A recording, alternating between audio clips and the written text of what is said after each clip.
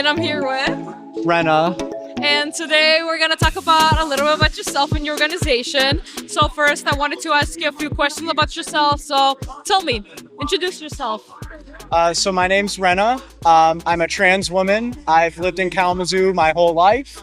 I currently attend Kalamazoo Valley Community College. Yeah. Let me know. Tell me, what are some of your hobbies? What are some things that you enjoy? What motivates you? What inspires you? I would say, my hobbies are all very like nerdy. I'm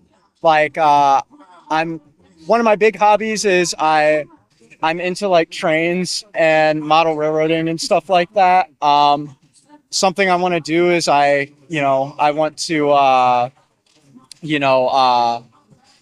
I want to be able to like make some little like recreation of Kalamazoo specifically for like a little model railroading setup and something like that. So that's something I'm still kind of in the works of, but I'm really into like that as like a hobby and stuff like that.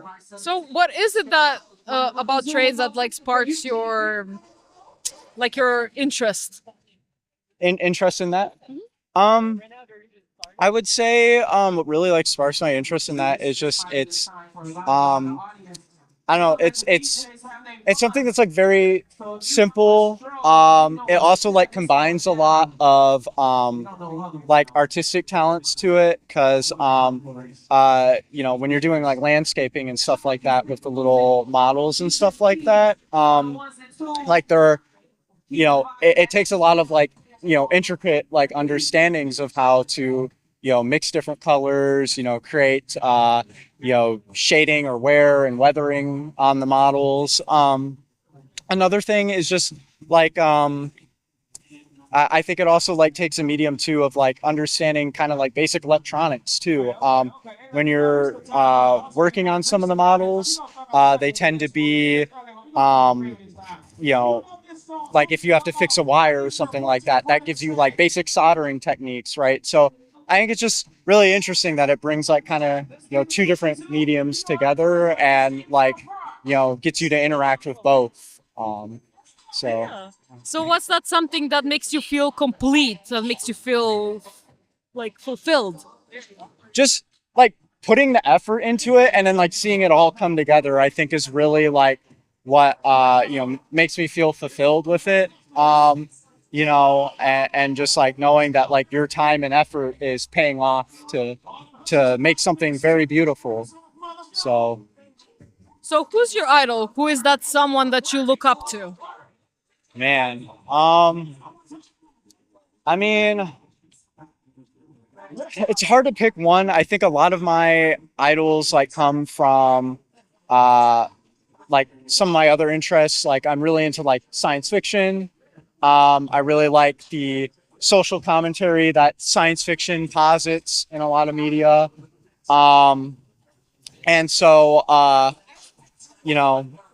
there's like a whole host of characters I could pick from, but one I really like is Captain Benjamin Sisko from Star Trek Deep Space Nine.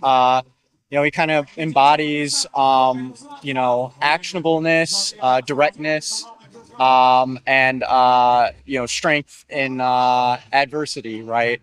So like that is a I guess like would be a fictional idol of mine.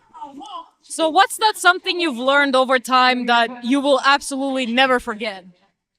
Oh man. I feel like over the last year I've learned a lot of things. Oh, that is a tough one. I would say just learning to be more being more comfortable with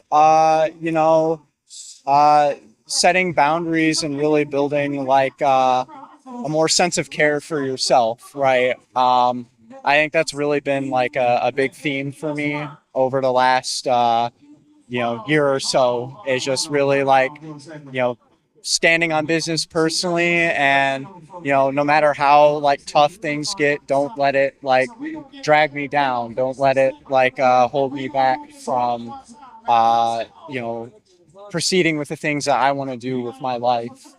And also limiting distractions too, I think has also been a big thing for me. And not letting like things sidetrack you from the goals that you have. Um, So where do you see yourself in the future? What's that one goal you've set for yourself that you see um, yourself completing soon? I mean, I see myself,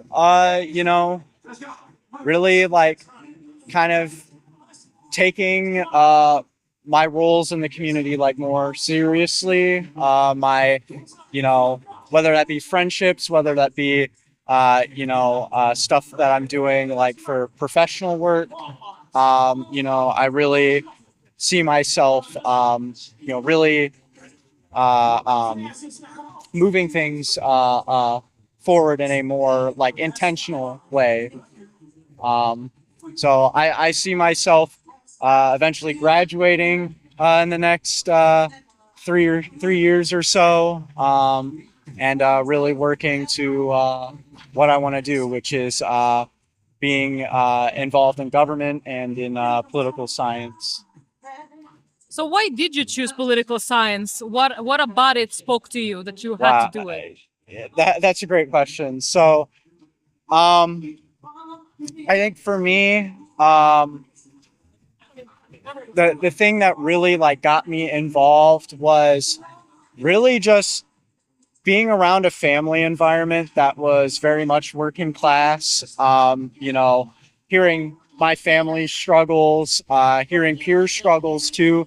Going to school, I went through the KPS school system, and there are still a lot of students struggling within those systems that are facing abject poverty. And hearing that from a lot of my friends and and their families, like that really like prompted me to get more involved with my community. And I think sometimes we think that national issues, a national spectacle has no bearing on our community, right? That things are a little bit different on a city level, or even on a county level. And I'd say I beg to differ on that. There are so many hot button issues from the national level that are influenced right here, and get their start in our communities, in our local areas. And so staying focused and being able to change our local politics here, is able to send an impact upstream as well. Because power doesn't need to be top down, right? And nor does the politics, right? And so we can uniquely build that in our communities, and focus and punch upward. So what's your biggest concern for the community right now? I'd say housing and affordability are like the top hot button issues, especially now under the Trump administration. You have the big beautiful bill that has cut so much money, federal wise and state wise, to community support systems, to SNAP benefits, to all the things that help working Americans be able to survive. And so yeah, like I think those are the universal issues that have been shaping everything. So do you think there's anything the community that can do to help with this issue? Well, there's a number of things. Watch who's doing what in your community, right? What is working, what is not working, right? That is that is the first fundamental step. Secondly, once you have that, organize. There are so many issues and so many organizations that identify these issues that you can get involved with, that you can go out into your community and really like make an impact and work to make an impact with. Whether that be from holding a rally to organizing people to show up to a city commission meeting to support a city resolution or something of that sort. So those are all real like things that are tangible and culpable things that you can do to shape your community. So do you think enough awareness has been spread through the community about this matter? No, I think there has been this consensus in the community that has by and large been set, by kind of like the disengagement, right, of people in the community. Young people don't really come out to vote in city elections, and I think because of that, it gives institutions a free pass to act as if there is, a full consensus with what is currently being done. And, even for example, the pods, we were told 4 years ago that was a project that would have been brought here. And then now that plan had ultimately fell through. The person we had contracted out to provide the pods backed out. And now we're in the same spot. We're not delivering housing, especially emergency temporary housing for the unhoused. We don't have a no barrier shelter yet. One that doesn't place any sort of institutional restrictions on those who are facing houselessness in the community. And so now, they're left with the short end of the stick. The unhoused are most vulnerable in the community, and our city still hasn't delivered. But yet there still has been this view that,